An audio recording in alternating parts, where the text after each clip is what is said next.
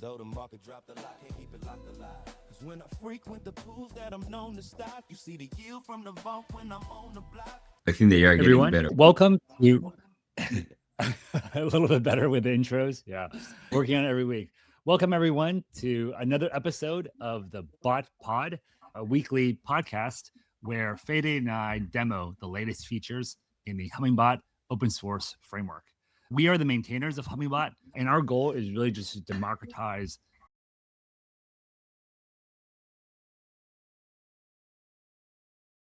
the world of algo trading and market making by providing free technology that's available to anyone in the world. I'm coming at you from Sunnyvale, California, and Fede is in Mar del Plata, Argentina. Hi, everyone. Feel free to leave your questions in the comments, and we'll try to surface the best ones. Today's a special episode because we're excited to present backtesting in the new framework that we have. We just launched this new agentic harness called Condor that allows you to use AI in your crypto trading. Backtesting is an area that we've always wanted to support in Hummingbot because Hummingbot integrates directly to the exchanges. And so you can fetch data from the exchange, use it for backtesting, and have a good understanding of what it's like to run your strategy before you actually deploy live. However, because there's a lot of complexity with backtesting, you have to have a framework that's fast, that can do a good job of simulating reality, but you also have to fit it into the type of strategy that you want to simulate. So for that reason, it's taken us a long time to actually create a backtesting framework that's really kind of usable and flexible enough where people can use it for all of their strategies. But I think we're pretty close to having that. And I'm excited for Fede to show off what he's built. But before we get into it, it's been a rough week in crypto markets. I think there's been a couple of hacks recently with Drift and with KelpDAO. I don't know, Fede, how are you feeling about what's going on in crypto markets this week? Yeah, hacks usually appear every few months, so it's very sad that happens, but it's part of the game. Personally, I usually do mostly like LP, so it's more difficult to hack, probably that. I also do some lending. That's probably the most like exposed part. But I think that is not good because you want to have trust, right? On the protocols that can give you some yield. But yeah, the lending thing's hard because it's kind of, I think a lot of people they're not really aware of all the different risks that exist in all these protocols and in the underlying assets. Because I think in this case, it wasn't really Aave's issue. It was like this restaking token that people could lend into Aave and borrow other assets. And so because this restaking token was hacked due to some bridge hack, this is KelpDAO, the people in Aave were stuck with a bad debt, basically. So I would say, it's good. The good thing is, none of our assets or the foundation assets were hit. But I should probably tell you, I did actually move all of the foundation positions back into the wallet, and so now we're just holding USDC in wallet, doing nothing instead of doing nothing, instead of earning interest on the lending protocol. I think that specifically, I usually don't like those like restaking coins because I think that was like Lido. You can get Lido, like the staking of ETH, but then you go to RS ETH and then you can lend that for ETH again into Aave and do the cycle again. So it's obvious that those type of like mechanisms at the end someone has to pay. In this case, I feel bad for the folks who they were just lending USDC or USDT, but they weren't aware that because in the way these Aave's pools work, it's kind of there's 20 assets in the pool, so anyone can like lend and borrow any asset. And so I think it's probably like RS ETH was one of the assets in the pool that could be lent, but it's probably not really the one that most people are borrowing and lending, which is USDC or USDC.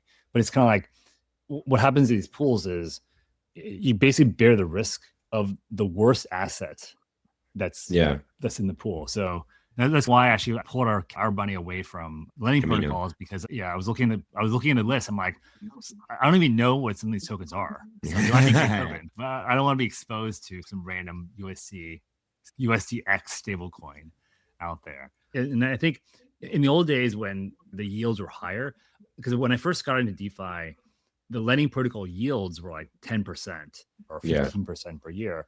Now or they're like 20%. or 20% Remember sometimes. in Anchor was Oh, also yeah. like Terra. Yeah, Yeah, at 20% back that in the day. moment, I was like lending the most of my UST was it? There was Yeah, like UST UST. there. And when the market went to 0.96, I withdrew and sold everything. Oh, But really? Okay. That's good. yeah, because I was like saying it was for a little bit of time in that price. And I was like, okay, if this is a stable coin and there is like people getting afraid of this, it's like a cascade being afraid. So if one gets afraid and starts selling, there Right. will be like an cascade event. So I just said, Exactly. okay, I will take the loss and I will go out. But yeah, Yeah. was good. We're lost. Yeah, that's also why I pulled our money out, because I do think Camino and other lending portals are safe, but it's one of those things where because other people are pulling money out, you don't know if that can cascade into something else in the future. So better safe than sorry. Happy to earn 0% yield right now. Yeah. For the time being. Anyway, let's get into it. I see some questions from the audience about backtesting. I think a lot of people are interested in backtesting. Yeah, maybe why don't we actually why don't I just give a brief overview of what backtesting is, like why it's important and how we enable it at Hummingbot. Yeah. So you guys probably know that Hummingbot integrates to many exchanges, and one of the main reasons people use Hummingbot is to standardize trade execution across lots of exchanges. For example, you can run like an HFT market making strategy on Binance or OKX or Hyperliquid. But many people probably didn't know that you can also use Hummingbots to fetch real-time and historical data from the same exchanges using the same exchange connector. Starting a few years ago, we started to incorporate the concept of candles, where you can now fetch historical data from the exchange. And now you can also use Hummingbot to take that data and to apply a backtesting algorithm, basically simulation against that historical data, so that you can know how your strategy works. So because you have to have the framework and the strategy has to work together, because ideally you want to run the same code that you've developed for your strategy using the backtest and using in-for testing against production data. So that's taking some configuration in the framework to allow that, because you want to use historical data, but you also want to be able to take the same code without any modification and run it in live data as well. That's why I think using backtesting, because it's also many different options. We have tried to build a user interface for it, but you can also do this using the command line, using the API directly, which gives you the full power of all the different configuration parameters that you might want to use. So that's just a preface, just to kind of give you a brief overview of like how backtesting work.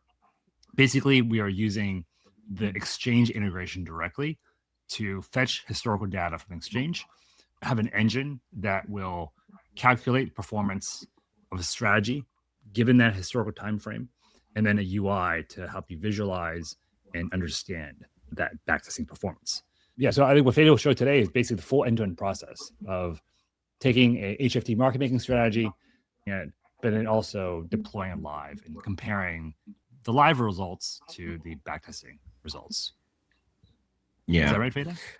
Yeah, one thing that I would like to add, you got me thinking with the lending stuff, but I think that the first one, because right now, Aave demonstrated that their mechanism is not safe for someone to deploy, because if in the pool there are like tokens that are like of this like part that unsafe, let's say, I think that there will be there should be like one lending protocol that came up with a more like institutional or solid like process, and that will probably take. Hopefully, Camino gets better. So there have been attempts at this over the years. So there are other protocols like Morpho, I think, is the one that's like more customized and more institutional. But it's, I would say, yes, it's not. I think Aave can also copy that design as well. It's not so much that Aave isn't safe; it's more just like the structure of these lending protocols are such that, as a borrower, you have to pick and choose your pools very carefully, because you're exposed to every single asset in a pool. Funny enough, this should be my area of expertise, because when I was working finance 20 years ago, I was creating credit derivatives like CDOs, and these like CDOs work the exact same way. Basically, you're exposed to entire portfolio of risks, and so the worst risk in the portfolio is the one that you're exposed to. But anyway, I'm glad I'm not doing that anymore because there's a lot of risk there. I'm glad I'm doing HFT now with you because HFT is honestly more fun. It's when you're making money, you're losing money, and you're not. I think you're not as exposed to these kind of black swan events that might happen. Yeah. Actually, a funny thing about like HFT. Remember the? Can I share now? Let me see if I can share. You should be able to share. I think I can. Yeah. I was doing some research because can you see my screen now? Yep. I'll try to move this up. Okay, can you see it? Perfect, right? Yep. I was doing like some analysis, and I think that there might be an interesting strategy that we can create between like spot and perps. This, for example, this is the token CAT, right? So what I did was, first of all, I was like looking at this token here, and it was like, okay, it went up like a lot. That's why it has a lot of volatility. But if you check the 1 second candles, for example, this is 1 second. Each candle is 1 second. So let's say this is the movement of 1 second. It's like moving 0.14% per second. It's quite huge, like the movement that it has. But also carries a lot of risk because you are like holding this. I don't. Sorry for the cat teams, but you're holding like this meme coin, or I don't know what type of. I don't know what they do actually. Let's see, but they do DeFi, delivering deep liquidity and native yield. But this Katana is not the one for Polygon. No, it's I've never heard of this network before, so it's okay. It's, because I don't know if probably Polygon. It's probably a meme coin. Yeah, I don't know if Polygon divided into Katana. I don't remember if the name was Katana or something like that. But then it's also like this like Perpetual, right? This is also like moving 0.16% per second. So I was like wondering, okay, is there like first of all, is there like an arbitrage that can be produced here? So I spot my Hermes, the trade, and here I can see the Perpetual and the spot, right? So Nice, we can see like mostly like the spot, the Perpetual. This is normal, right? The Perpetual token will be like lower. The price will be lower than the spot one because if not, you can just short perps and buy a spot, right? If it's the other way around, it's simpler to make money, right? Because you can just short. But the thing here is like, what type of strategy can we came out to that can like do market making in one, because the volatility is very high. So if the price stays in a certain horizon of time and you can hedge the exposure of the price while you're doing market making, is I'm thinking more like a strategy where you can say, okay, I will allocate in a spot at maximum, let's say 1K USD. And in perps, I will hedge up to $600. So you can start like doing market making and hedging a portion of the assets that you are acquiring. But some of the assets that you are going to acquire are going to be like reversed. So all that yield should compensate this difference between the spot and the perps, plus the funding rate that we might get, right? This was like a very last night I couldn't like almost sleep thinking how I can improve this graph to incorporate the funding rate plus this thing. But it's nice to see, for example, you can be quoting selling here and buying here, or the opposite, to reduce the graph too. So in this chart, the top line is at the spot tier? Because right now I can't really see which line is which. The spot is this one. The one that is higher. Yeah, the top one. Oh, okay. Yeah. Actually, I should also add here like a legend. The thing is that sometimes they are like together. But having a legend, I think that will be good. But usually spot has the less volume than perps. But the thing is that they are like moving very together. So this is like probably real HFT thing that we can. Yeah, the probably some strategy you can do when if the spot is higher, there's probably some certain conditions where I think it makes sense to put a position on. For example, it's like spot is higher than perp by a certain amount, and funding rate is positive.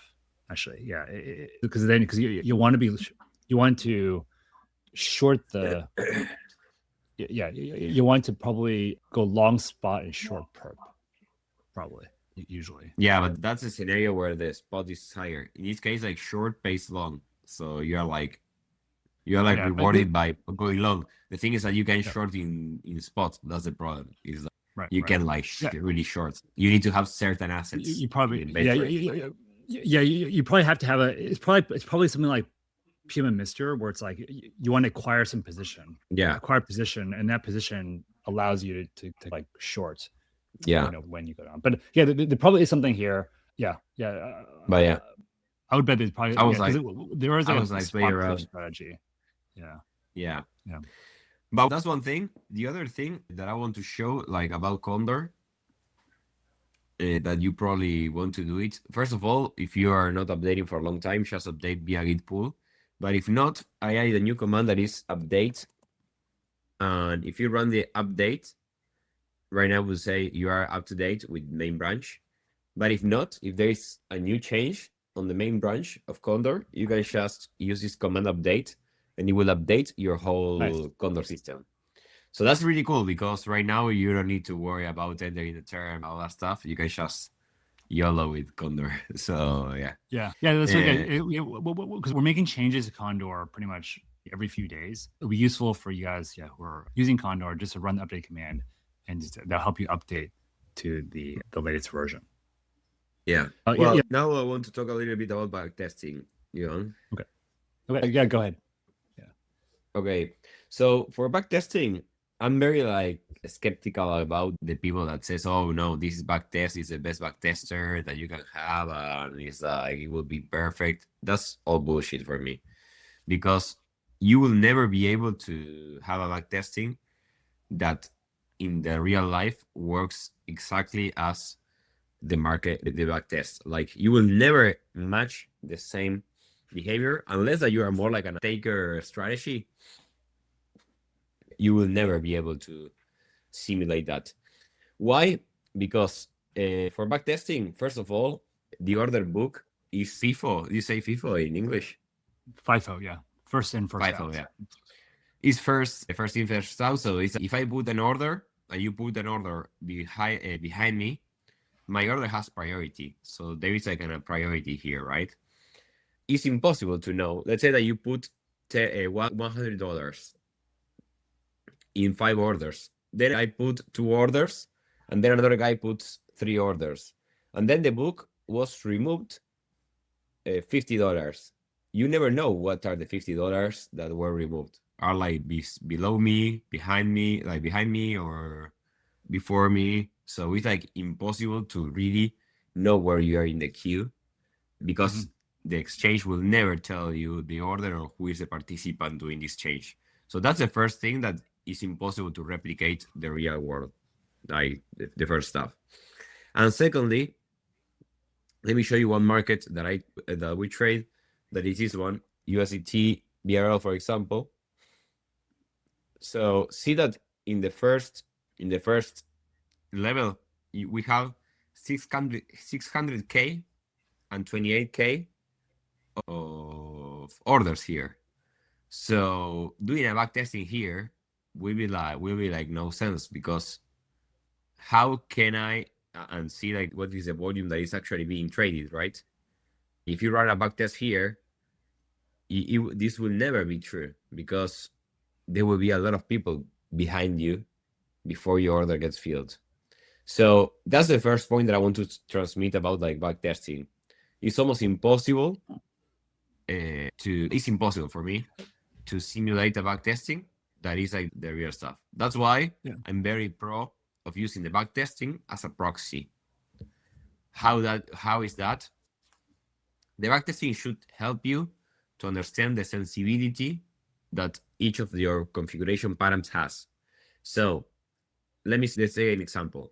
I have this parameter that tells me how much portfolio allocation I will put around the mid price from the portfolio that the bot has. Okay, I want to understand what happens if I move it to 10%, to 5%, to 2%. And that will explain me how my bot will behave if I move this parameter. So for me with backtesting, you are not trying to say, okay, this is perfect. You're just trying to say, okay, what will happen if I use this parameter? What will happen if I use this other parameter? And the flow is more like, okay, use the backtesting as a research tool and then deploy a bot with that and understand what is the difference between what you backtested and what is the actual truth.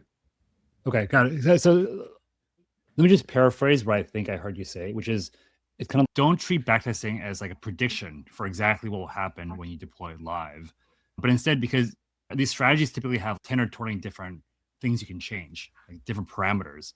Instead, you should use backtesting to gauge the sensitivity of one parameter versus another, or to basically, it's like assessing it on a relative basis instead of on a absolute basis. Exactly. It's more like on a relative basis, and also discover how your strategy works, like how it behaves, all that stuff, and also making sure that your strategy is doing what you are expecting. That's the other thing. Okay. And another thing that, for example, backtesting market making strategies that for me is impossible to have a real simulation is that, let's say that your strategy puts 2 orders around the mid price, right? When one order gets filled, usually you have a few options here. You will have a time that will block the replacement.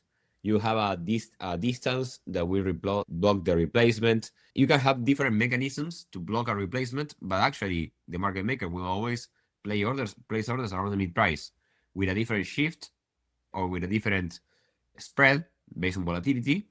But the shift will be, I don't know, based on the inventory that you have, or the shift will be based on the, I don't know, the prediction that you have for the market, and the spread can be modified by the volatility, let's say, right? So basically you are going to place 2 orders, and based on the fill, you will say, okay, this order will be able to be replaced when this condition is met. Perfect.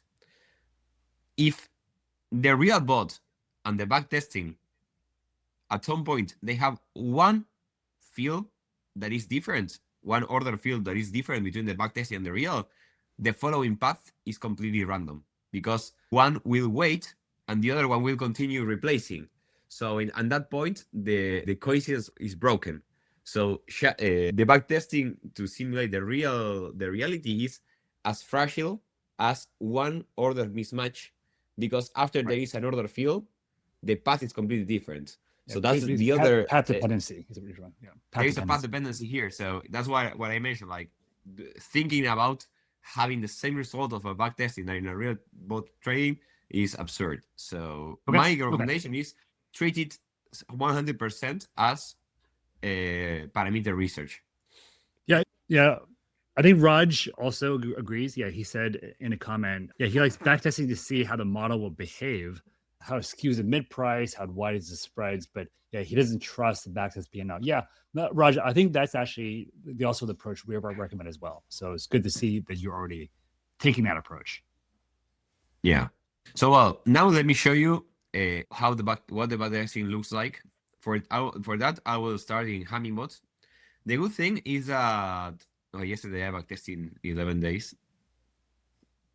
But the good thing is that the way that the backtesting works is that we use the same controller code that you run in production. So the backtesting actually loops and executes the method that the controller has to take the decisions. And the abstraction that we have is that the controllers of these strategies will create executors. So these executors, they are like standardized executor action, like trading actions in exchange. So it's very easy for us to simulate that specific executor box. So that brings us like extensibility in terms of how we can test or backtest different types of strategies. We can backtest directional strategies. We can backtest market making strategies. And the addition of this last month was the usage of the position hold, because before we didn't have position hold. Now we have. In order to backtest it, you need to we have to update the backtesting engine for that. Let me revert because I was like doing this. Let me use the one that is in main. I added a script here that is this backtest PMM Mister. It's just a CLI. And basically, I should mention that these backtest improvements were done in the latest release 2.14. So that was just released a couple of days ago, I think on Tuesday. And if you look at the scripts folder in 2.14, you'll see these 3 demo backtesting scripts in the scripts folder. And so this will help you get a feel for how to backtest using the API. This is using Hummingbot. Oh, sorry. Yeah, using Hummingbot. I'm sorry. Yeah, Hummingbot. Yeah. And also, and then Fede has also improved the backtesting endpoints of the API. So that now we can also use it with Condor. So overall, 2.14 actually adds a lot of key backtesting improvements, which is why we're discussing it today. Yeah.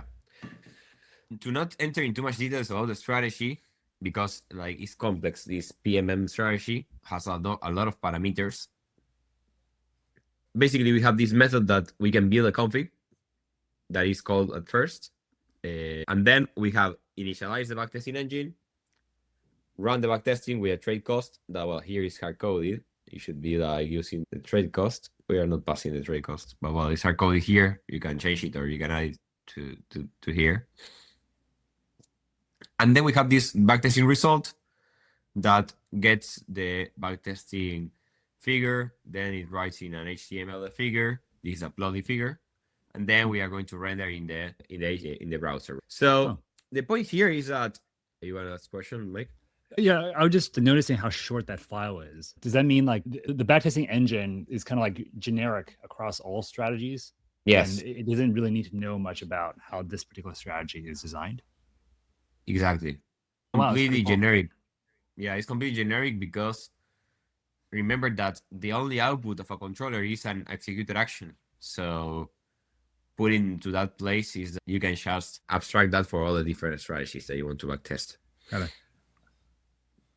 So, well, here, the backtesting also can get a controller config instance from a dictionary. So this is the dictionary that we're using. As you can see, we're using PMM Mister. The controller type is generic. The connector name is the connector that we pick, the train pair and the total amount quote. Then the leverage. This is portfolio allocation, is basically like how much, let's say that we have here $1,000. The 2% will be, okay, you can put the 2% of the $1,000 around the mid price at a time. Okay. So this will put $20 around the mid price. Then we have what is the target portfolio, a 50% in base asset. So it will try to acquire as target 50%. The mean base percentage is how minimum I will keep the level of the base asset in the inventory. So as it's 30% and this starts with 0 position, it will try to acquire the base asset at minimum 30%. What that means is that it will not place sell executors until it reaches a 30% of position.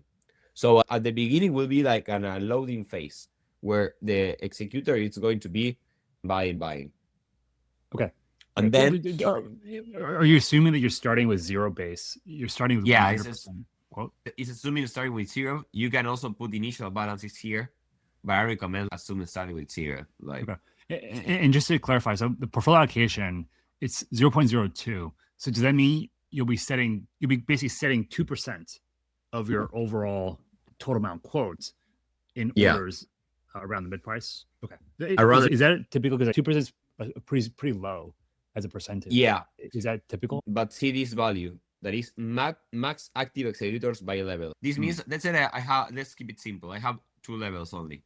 One sell and one buy. This will have a 2% around mid price. Let's say that the buy level gets filled. It will place a take profit, right? But if the price goes down, it will be waiting until it hits the take profit up to this effectivization time that you tell me that this word does not exist in English, but I will need to change it. But it will wait 1,660 seconds until it considers that part of the inventory. Why? Because we are giving it the chance to hit the take profit. So if it didn't hit the take profit, it will wait up to 1,660 seconds. But we want to still place more orders. We don't want to wait all that time, because if not, the bot will be like stuck. So this max active executors by level tells you that you will have at maximum 20 times the first level to replace. Okay. So it will place the 2% again. So it will be 1% again. 1% again in another buy executor. But what happens here is like it will, in order to place another executor for the same level, it has to pass the cooldown time, that is 30 seconds. So we need to wait 30 seconds to replace another one. And also, it will need to pass the price distance tolerance. That is, I will not be able to place another one if there is a minimum distance of 0.02% or 0.02%. So with this, like this, we are like able to restrict the amount of replacements that will happen while I am trading with a level. This gives you like a lot of flexibility in terms of how aggressive you want to be. Okay, got it. Let me put in some numbers so I make sure I understand how this works. So is it like, let's say you start with $1,000 and you have 0.02 portfolio allocation. So it means that you're basically putting like a 1% above the price, the price, right? Per side. So let's say basically it's like a $10 buy order, a $10 sell order. And at first, no, because if it's zero inventory, you will not be able to place sell. Okay, fair enough. Yeah, it'll only place buy orders because it's trying to get up to the minimum base percentage. Okay, exactly. And so the way this works is that because the max active executors by level is like how many times can I replace my buy order, for example. If it gets filled, I place another buy order. I don't want to do that forever. So I can do that a maximum of 20 times, assuming the market's like continuing going down. Is that right? It's perfect what you said. Okay, got it. So that means that if I'm placing a 1%, like a 1% buy order, the max I'll ever have on the book is 20%. 20% of the buy inventory on the buy side. You're a good student. Okay. I know to say now. Don't worry, I'm gonna pass all this into AI afterwards and have it write down a real like transcript. But I know what you mean. Like I actually understand now why backtesting is so important, because you have all these different interlocking kind of parameters that work together. So it gives you a lot of flexibility into how to design your market making strategy, how much inventory risk you want to take, how quickly you move up to your inventory percentage, how much deviance you have. But it's kind of like, all these things can be changeable. So how do you know what the right configuration? Yeah, that's a really important thing that I think that will be like a lot. We should be doing like, for me, this is a place where you do, okay, let's try this parameter in 5, 10, or let's say 5, 15, and 30. Let's try to have like a grid search with very big values to understand what is the PNL, what is the volume generated, what is the number of position holds, all that stuff. Do some analysis, and then I will continue doing search in here. My goal will be like, see if we can do like an auto research of Claude. Right. If we can summarize like how is the output of the backtesting into something that Claude can understand, and he can be like searching parameters, that would be like cool.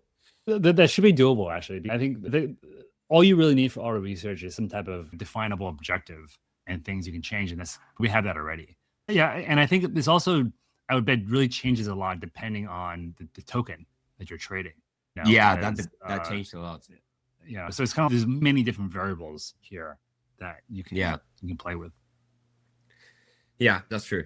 But now what I want to show is like what it looks like in a backtesting and I want to show like what happens if I do a change on one parameter, so we can visualize what is the position hold or how the position hold is like actually working, right? So let's say that we keep this one like 2%, portfolio allocation. The way to run it is backtest PMM Mister, the number of days. Let's put just like 0. Let's put 1 day, or let's put 0.5 days. So it's like, this is important. For doing backtesting on PMM Mister, for example, or a PMM controller, does not make sense at all to do it in 1 minute candles. Because personally, when I run market making bots, I have multiple fields in the same minute, like sometimes more than 30 fields. So if not, the backtesting will be only able to take 1 field in that minute. So 1 second candles is crucial. The only exchange that we support here that provides well candles in 1 second is Binance Spot. So you probably need to buy a server on a region where Binance is allowed, because the data is public, and you can either run the backtesting on the server, or you can either with Hummingbot API you will be able to do it. But another thing that you can do is to use Tailscale that lets you connect up to 100 devices for free in your private network. So what you can do with Tailscale is you can use it. Let's say that you have a server in Tokyo. You can use it to forward your request through Tokyo. So that's when it becomes useful. Okay. Can you just explain quickly, why do you think it doesn't make sense to do backtesting if you have 1 minute candles? Because can you explain a bit more why that? Yeah, because that will depend a lot on the type of strategy. If you are doing, for example, a directional strategy that is taker, yeah, it would be okay to do it in 1 minute candles. It's like just to evaluate the signal if the resolution is in that order. But if it is a market making strategy where you have multiple fields in the same minute, the backtesting will not be able to see in the same candle when it go up and down. So it's impossible to know how much fields you have. The only way that you have to evaluate if there were multiple fields is if you are using the 1 second candles, because you have each candle to evaluate that move. You can also, this engine is also I would say, it's also like possible to backtest directly with trades, which I think that would be like the next step if you want to go like deeper to backtest directly with trades. For now, I will just recommend 1 second candles, because here's the point of flexibility. Lower than this resolution of 1 second for me will be considered overfitting. Like you will be not able to get like a higher result or a better result in a lower resolution than that. That for me is like not enough. Like comparing 1 second with trades will be mostly like not enough. And I can tell you this by looking at the market. Let's say, for example, that we go here to BTC USDT. Let's see it in 1 second. And see that this is probably the biggest market in Binance. Let's see. No, today was USDT. But the second biggest market that has 1 billion of trading volume is BTC USDT. And this is the 1 second candles, guys.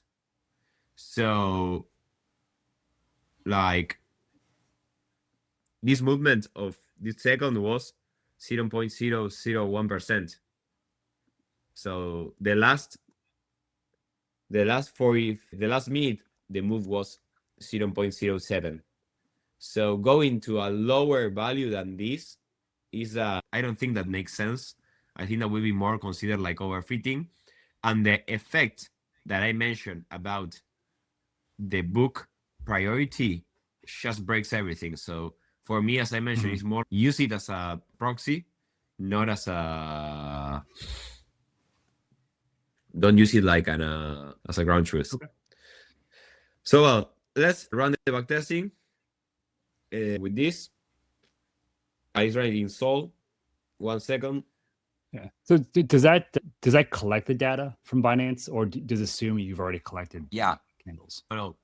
The backtesting has 2 parts, 3 things that collects. First of all, it gets the trading rules, so you can access the trading rules of that market. Secondly, it gets the what we call like the backtesting candles. So there are one set of candles that are specifically for backtesting. In this case, is the 1 second one, the backtesting resolution. And the third thing that collects is that our bots, they have the controllers, they have this method of, they call it update processing data. That process usually collects candles and indicators and processes the market data. And you can use 1 minute candles, 15-minute candles, 1 hour candles. You can go multi-time frame.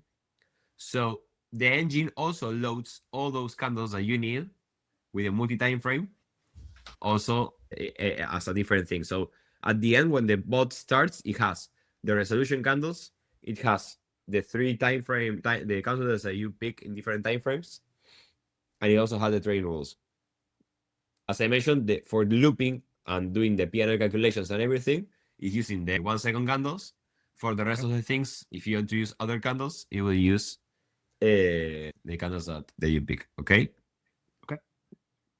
If we see these results, it says the time that took to process half a day was 34 seconds.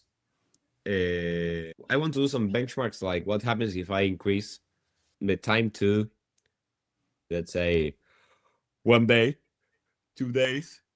Maybe there is like an exponential decrease, and maybe it will be like better to partition and chunk the backtesting. That's more like to understand the behavior.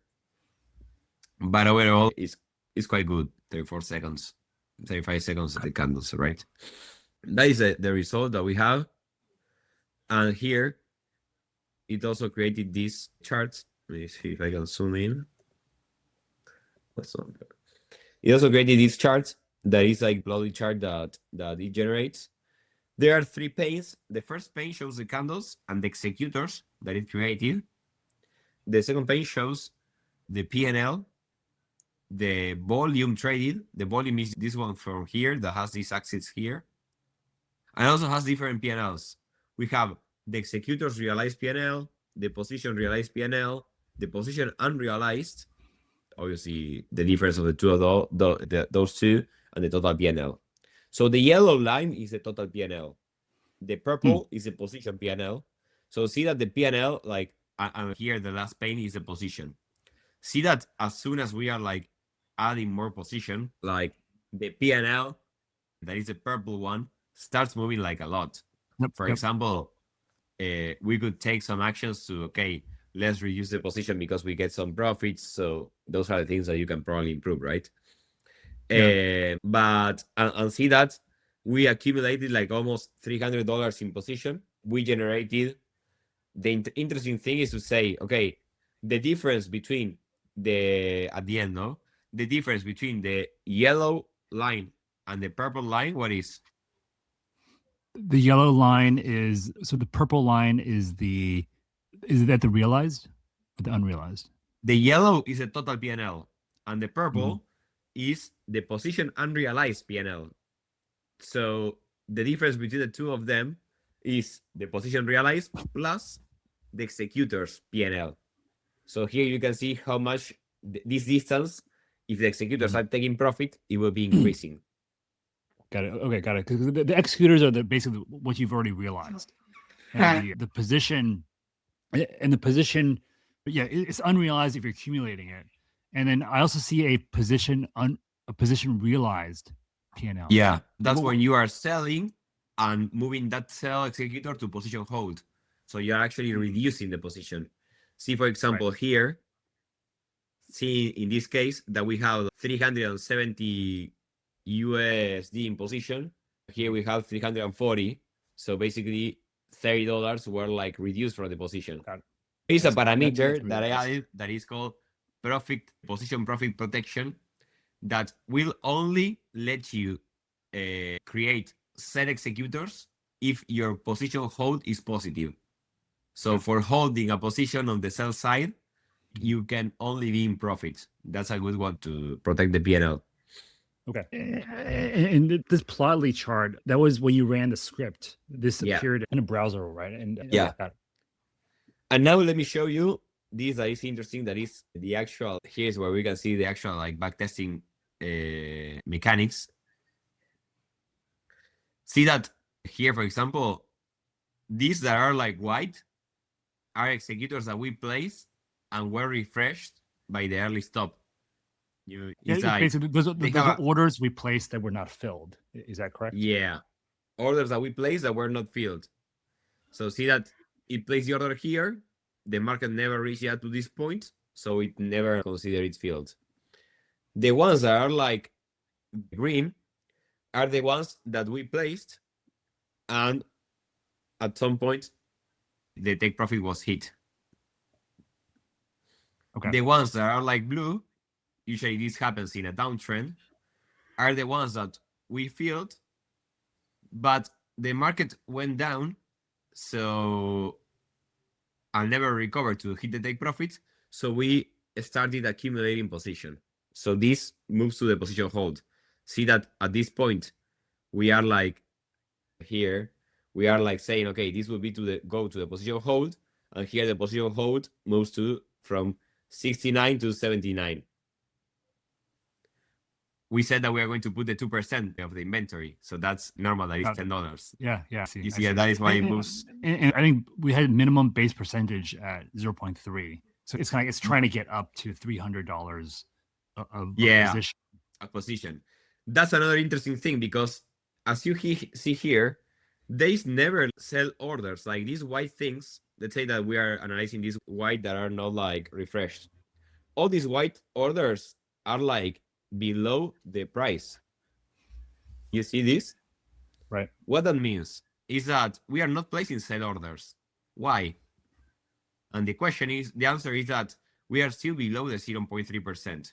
But let's see a place where we are like above. So here we started being like above let's cut from here to here. So see that here up to this point, we were not placing sell orders. And here we turned to above 300. So here we should be starting placing orders. Let's see if that happens. Let's zoom in like this part, let's say. See that here we have the first white thing. Let me see if it's perfect. It should start here actually. So let's see if there is something here. That these are greens that are like green executors or green lines that goes from the up to down. Is because those are cells that are taking profit. So here we have the first, and it's here. Okay, here we also have. Let me see more here. Let's say we should see it. We should see it starting here. Okay, perfect. It's perfect. See this. Here we have 298 position. And here we move to 300. See that when we move to 300, we have the first cell executor, that is this one. So it's like, and here we have the first cell that was not filled. So that is how the position is actually accumulated. So yeah. Let's try to answer a question from the comments while we have them. So Raj asks, why do you use take profit and stop loss for market making strategies? So what he does is he matches the buys and sells to try to figure out the spread. Yeah, actually, I think the approach that I think he's taking is similar to the hang orders approach that was in the original Hummingbot. Yeah, no, actually, it's the same thing as it's not the same thing that you are doing. It's very similar to what you are doing. I am not using stop loss. I'm not using stop loss for the market making here. I'm only using take profit. And you can imagine that you are placing two orders and to capture the spread. If one order gets filled and you are going to leave the other order in the market, right? So that's your approach. My approach is I have these two orders, and if this one gets filled, I can place the take profit here, or I can place the take profit here above. So in my approach is more flexible, because once my order is filled, I can decide what is the spread that I want to capture. Like almost no time, let's say that you put a spread of 0.02%. Almost never the two of orders will be executed at the same time. And the thing is that once gets executed, and then at certain seconds, the other one is executed. So my approach is like, instead of taking the other pair of the order, the take profit of this one, or to make the spread, I have a configurable spread that I want to capture that might be lower than that spread or might be higher, depending on the situation that I am. Plus, if you think about it, let's say that you want to build inventory, but you also want to take profit from the spread, you can also only put buy orders, and when they are filled, then you can create a take profit to be the other leg. But if you put the two of them and you wanted to buy and your sell order was filled, then you are in a worse scenario where you started. So with this scenario, you can like enforce, okay, I will enforce the buy order first before the sell order because I want to build inventory. So with this approach, you can also position from one side from the other. Those are like the reasons why I like more this approach of placing the order. Yeah, the way I would try to explain this is, I think that we made an improvement to this overall marketing strategies when we went from the V1 strategies to the V2 strategies. And one thing it gives you is you can handle take profit and stop loss at the individual order level. So you can replace an order level, kind of configure exactly how you want to take profit and stop loss on that filled order. But you can also control things at the portfolio level. So this is when it's like you're only placing 1% of your order in orders. How often do you replace that level? How often do you build inventory overall? So there's an individual order level in terms of how you handle fills. And then there's a portfolio level in terms of how do you handle your overall inventory you're building and reducing. So I think, if you think about these two levels, I think the new approach kind of gives you more flexibility now to handle different things. So I think actually that's why backtesting is important, because how you handle orders at the individual level, it does affect as well how you treat things at the portfolio level. So be able to kind of like tune parameters that affect both. For example, some of the parameters in PMM Mister are affecting individual orders and how you handle them. Other ones are affecting how much inventory you want to build, how often you cool down before you replace executor levels, those kind of things. So you can just try lots of different things and see what the effect is from a backtesting approach. Yeah, and also I would like to add that it's better. Let's follow this example, right? Let's say that here we build inventory that we want to have between 30% to 40% of the inventory. So let's say that here we reach up to 370. Let's say that we want to have between 300 and 200. So here we are allowed to place buy and sell orders, but then we ended up having $300, right, of inventory. Now my bot should not be acquiring more inventory, right? So in that case, but I don't want to stop the execution, and I have positive PNL on the bot. So in that case, I can still place sell executors that when they get filled, I place a buy order. So if the market goes down again, I am just making profits. But if it's going up, I'm selling and holding the position. So I'm reducing the overall position and taking profit of the position generally. So this approach gives you flexibility of, okay, I want to generate yield for the markouts, plus I can manage the position by holding the end scenario. Can you maybe run the back? Yeah, it's complex to understand, but yeah. Just to show this, can you run the backtest again, but maybe we change like min base percentage to 10%? It's maybe just 10 to 30%. No, so you can see. I would like to put like portfolio allocation into 10%. Before that, let me show you another thing that is important here that I didn't mention. But see that there is like a shadow here that says active. Shows how many active executors at a time. So you see that we put 20 and we are never using 20. Okay. We are using a maximum 7 executors at a time. So this is another thing that you can see if this parameter is actually used or not. Like this was a max active executors by level. That we put 20 and it was never filled. Let me show you what happens if I put for the same strategy like 10% of our portfolio allocation. keep this in mind. Let me show you. For the comment is, yeah, for the unmatched orders, the take profit is like the other leg. Like, imagine that instead of placing the 2 orders and being random which one you can fill first, you can place the order that you want of the 2 of them. Or you can place the 2 of them, but each can have a specific take profit that you can configure at the level that you want.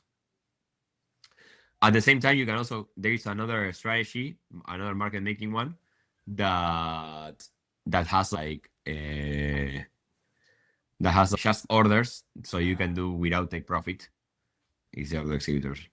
But yeah, see this example. What do we have here? I put the portfolio allocation in 10%. So when there is position of hold, see that the position of hold is increasing like much more faster than before. Before, like around here, we get up to 30%. Let me see if I can put them side to side. And the difference is now you're placing 10% of your total inventory. Yeah. In order, so it's 5% on each side per level. Is like, yeah, exactly. Okay. See that this one was the first one.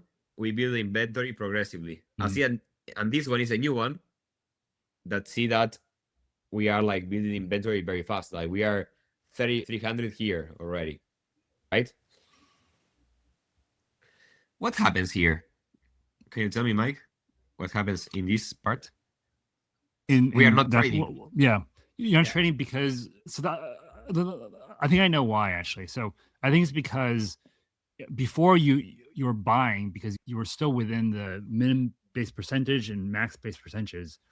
At that point there, you hit the max base percentage. So you're not that was 0.7 anymore. Yeah, but you're also not selling, I think, because you have that profit protection true. So you don't want to sell what you accumulated for lower than you bought it for. Exactly. That's exactly the reason why is stop trading here, because as we exposed a lot of money, the market went down. So if the market never recovers from this point, this bot will be like stop forever. So here you can understand like how the portfolio allocation will affect the trading activity or the continuity of your trading activity. So see that here stop trading because the unrealized of the position is negative, and we have the cap of the position, so it's like not able to start selling, right? So see that here what happens is that once the position becomes profitable, that here, wait, oh fuck, I need to use this one, sorry. See that here the position becomes profitable. Like see here is negative profitable. So here when it's profitable, see that starts placing sell executors again. And the ones that are purple are the executors that ended up in position of hold. So you see that here we start having a lot of like these purple ones are reducing the position now. So they are reducing the position that we created. And see so it's selling those. It's selling them at a profit then, because it's selling the profits. See that here it says position realized PNL $1.8. So it actually made a profit from the position itself. And the position that we still held has $2 of profit, $3 of profit. Okay. Nice. Here we are selling more and see that now the position realized is like $3.4. But unfortunately here we are buying a lot again. You see that here all these blues are going to cost a lot of money. Yeah. But yeah, like here you can see how, and this is normal for a market maker, right? When the market goes down, you accumulate position. When the market goes up, you free up that position. So well, here there is a lot of party. See, this moment is a complete party.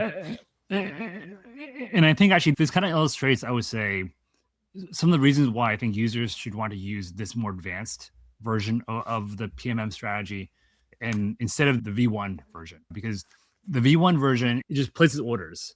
And so it doesn't really factor in the break-even price or the cost of how much you incurred to accumulate that inventory.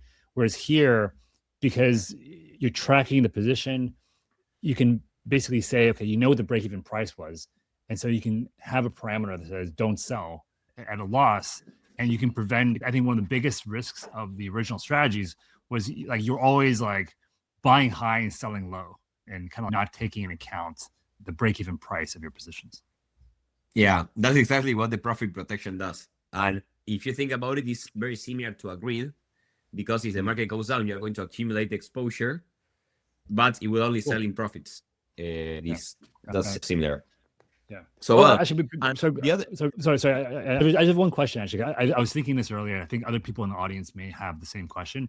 You mentioned earlier that this works because we're using this concept of an executor to standardize what happens when you trade. Does this backtesting work on every strategy or every executor, or are there limitations in terms of there are limitations? There are limitations. You can only backtest the strategies that are using order executor, position executor, DCA executor, or grid executor. The rest of the executors are not covered. Some for obvious reasons, like the arbitrage executor and the cross-exchange market making executor, will never be backtestable with this framework, because for that you need order book data. So it's not possible. And the rest of the executors...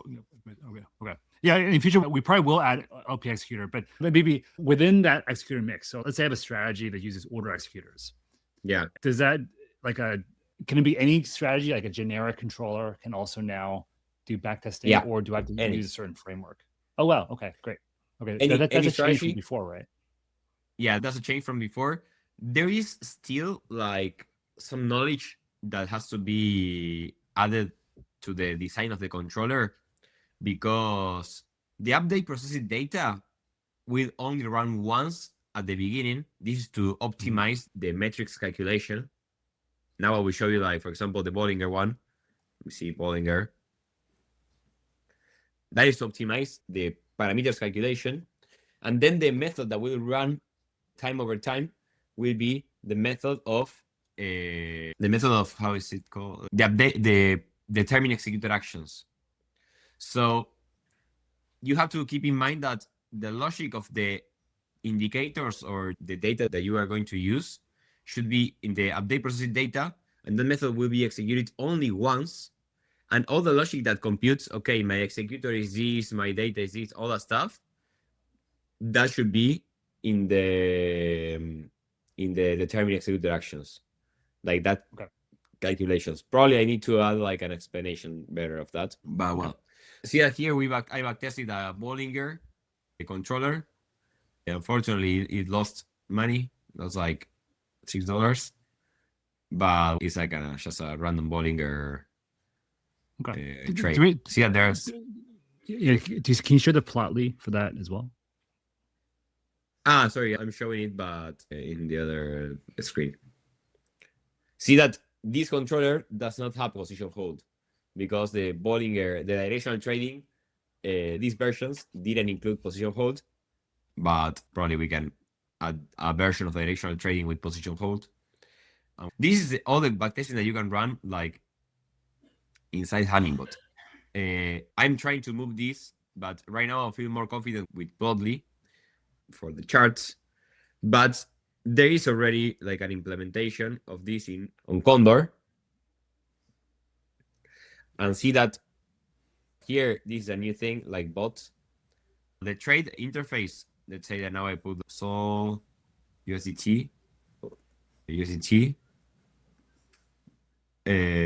trade interface now shows the latest executors that you deployed and the position hold if you have position hold. That is nice because it takes the real position that you are holding. You can also change the time frames here, all that stuff. They also have this bots page that has the controllers, where you can see the controller code if you want. And you can also create a new config for this controller. Here is the PMM Mister, the one that we just been talking about is here. Then we also have the configs that we have loaded. So see that here, I have this config. I can copy and clone into a new one if you want to create a variation of it, like this. The archive is not yet there. I will work on it probably next week to visualize the previous bot executions, but I still need to improve it. Here we have all the executors, but I need to improve the visualization. Here we have the backtest that also here, as you can see, this is a backtesting of Bollinger V1. Here you can see the config that was backtested. Here you can see the actual candles. Is this backtesting the same backtesting that we just did in Hummingbot? Yeah, the engine is the same. The chart is not. But I'm trying to improve it to have a very similar like experience. But yeah, right now I prefer this The plot graph, yeah. the plotty one. But yeah, I have a tip actually. So you may want to check out a library called Apex Charts because you're using JavaScript for Condor, right? Yeah. So because when I created the reporting dashboard last night using the old Datadog data, just ask Claude to just find a lightweight chart library that allows you to zoom and pan. And so it recommended Apex Charts. Okay, I will check it out. For that one. I will check it out. But for now, it's like I have this, and for I think let's see if there is one like PMM Mister or because sometimes it takes a little bit to load. I need to improve the loading and all that stuff. This is PMM Mister. See that is much more buggy. Yeah. I can check out the front end actually. It probably has to do with some type of Ajax JavaScript thing that you're doing because I think you're trying to load it dynamically, each tab, right? When you click on it. No, yeah, that's because the number of data that comes is a lot because you are receiving like a lot of executors, so you cannot load everything in memory. Imagine that you have 100 back testings run, it will explode directly. So you need to do it like dynamically, but as is a lot of data, see that is like this backtest is for but it's almost like the same data that I show in Plotly that here we have, but this backtest, as I mentioned, is in 1 minute. That's what I think that is not like true or not. I will not be confident on this, but yeah basically Let me answer a couple questions from the audience while we're doing this. Yeah, so I would say just in summary, this is a new interface in Condor, this backtesting page. But I recommend if you're interested in checking it out, try out this backtesting interface. But also, as we showed earlier, try the backtesting scripts directly that are using Hummingbot, because that way you can get like a low-level understanding of how the backtesting works in addition to just running it in the UI.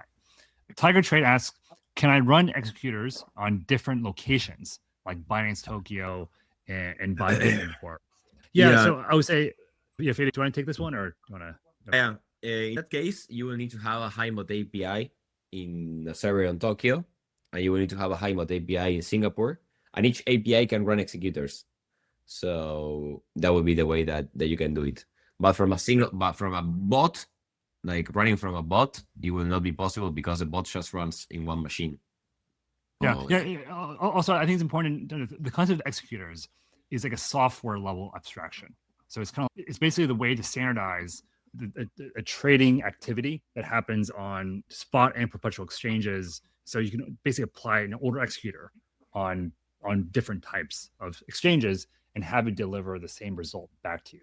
That's why we can backtest using candles, because we're taking advantage of this abstraction.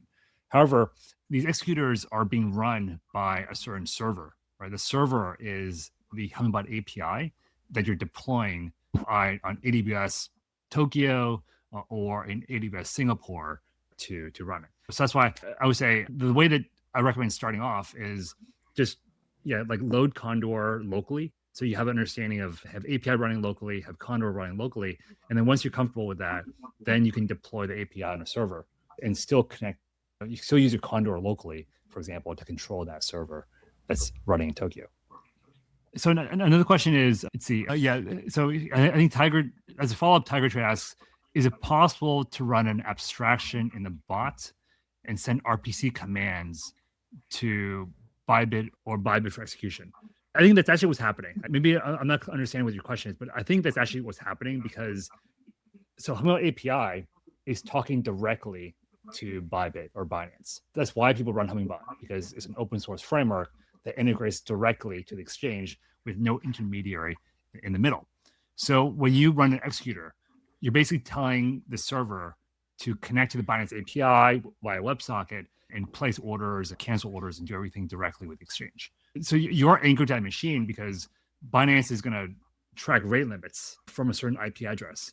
So, that one server is going to be communicating with Binance, and you may have two different bots on two different servers that are both talking to Binance, consuming rate limits separately. So there is you're always anchored to one machine from a Binance perspective because you're sending direct instructions to that server. But there's nothing that prevents you from using one version of Condor and controlling 5 different servers, each of which are running different bots. Yeah. But I would say if you need co-location, you need to run the servers in Binance in Singapore, Tokyo. There's really you will need to. Really. You will need to deploy a Hummingbot API on each of these servers and then run the bots that you want, basically. Yeah. But actually, that is exactly what market makers are doing. We know of market makers that are running Hummingbot co-located in servers close to the exchange, or even in some cases on the exchange infra itself. And that's why we designed Hummingbot the way it is. It's basically a piece of software that you deploy on a server. And so if you can, you should always run it as close to the exchange as possible. Okay. All right. So one follow-up, the policy decision-making latency. I think what he's referring to is some type of like speed measurement, like how fast Hummingbot is actually communicating with the exchange. I think that's what they're referring to. So I would say I think that for everything is possible, you need to just use the framework that we have to implement it. We have a layer of MQTT that will be able to communicate the different bots. So off the shelf, you will not have that feature. So you need to build it, right? But what you can have is one Hummingbot instance in Singapore, one Hummingbot instance in Tokyo, and all of them can be communicating the messages through the MQTT. So each one can be measuring the latency. You can have a central report and then have another one that distributes the orders, but you need to build it. You need to build that connection. It's part of your development. That's right. And actually, I will try to find an article because remember Victoria, one of our community members, did use Hummingbot to analyze speed between AWS, Tokyo, and Singapore. She did a lot of measurements in terms of how fast Hummingbot is. And so, I'll try to post that in a comment as Fede is showing the rest of the backtesting in terms of what that looks like. But overall, I would say, I think she found it's actually Hummingbot A is pretty fast, but there are some interesting differences between, let's say, Osaka and Tokyo or Singapore in terms of where you deploy the server. Yeah. Is this latency? I'll send you. I cannot chat, I think. I'll send you in the private chat of Restream, and you can. The last thing that I want to show before end is this routines page new that we have. That basically we will be able here to run the routines from this page. As you can see, I just run this one. I will write again, but basically I'm trading for a guy that is a Brazilian guy that trades on these markets. So I just said, okay, I want to know if there is, because right now we just get 0 fees on BTC. So I just wanted to know, okay, what's the market of BTC regarding to compare like USDT and BRL? So it's 1% of the market. And the other thing that I wanted to know is if I quote the BRL in USD, what is the actual like price discrepancy? If there are crosses, is natural arbitrage opportunities to rebalance my BTC and BRL, and also counting that I have negative fees. So this is the power of the routines, like simple analysis that you can receive in Telegram. Right, that's cool. Yeah, and also we have the top movers. These are private, so you are not going to see this, but as you can see, I can get the text, I can get the table. And with that, I think that is all for today.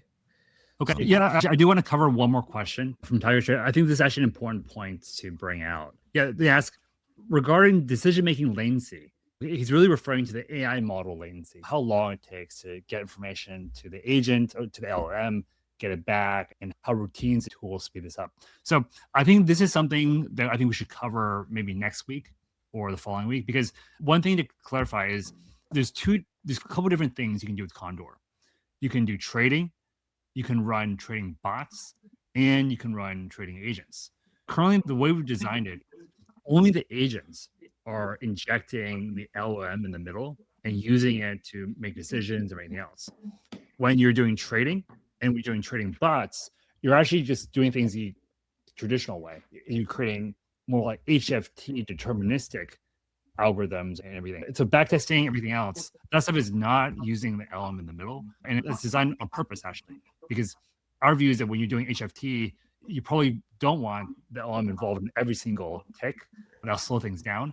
Instead, you probably want the agent at a higher level, like deciding, which bots to start or to stop and all that kind of stuff. So that's why for now, the backtesting, we encourage you to just do things the old-fashioned way, create a controller, backtest it, run it in Condor, and that is not using the LLM. However, once you build a routine and then you go to the agents tab and you build an agent, that's when you'll be using the LLM to help you make decisions. And you'll notice that that's actually why it's slower. Every tick might take 60 seconds because you want to give the LLM time to process and make a decision. But when you're doing HFT, your tick is probably 1 second or lower because you're constantly sending orders to the exchange. Yeah, perfect. I think that was a really good session today. Yeah, the it was. agent can oversee the bot unmodified, but it will not be in real time. You are going to execute the tick of the agent every X amount of time. Right. Probably in the future, we are going to create some like real-time agents. But for now, the current agent that we are offering is more like ones that you can execute like every minute or every X amount of minutes. So that will be probably the current state. We're going to go step by step. For the real-time agent, we probably want to code probably with open source models. Maybe we can release our Hummingbot model or gaming Condor model to hiding face. Yeah. I'm currently watching fine-tuning models. Yeah, I'm currently watching a series on hiding face that they were showing the new thing that will come is the RL for agents. That Nice. instead of doing DPO or RF, HF, I don't know the exact name is, but it's like how do you do fine tuning with LoRa, QLoRa, all that stuff. It's like fine tuning the agent. It's not fine tuning the model; it's fine tuning the agent. So I think that there is a lot of power there, and I will be like probably playing around with that. And see. But I think that for our case, it's perfect. That is probably what we want to do for our case. Yeah, I agree, actually. And I think for us, we're just going to keep on building. Every week, we'll just come out here and just demo the new things that we've launched every week. So I think that as we get up to it, as we continue doing this, in a few months, I do think we're going to have some pretty intelligent agents that are doing auto research and backtesting and forward testing at the same time. And at that point, it's going to get pretty crazy. Yeah.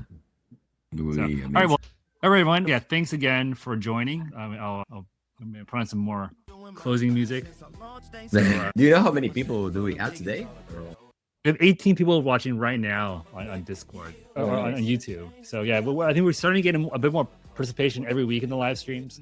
But yeah, I'm hoping that we can get up to even more once the hackathon kind of kicks off and we're doing like workshops and showing people. Yeah.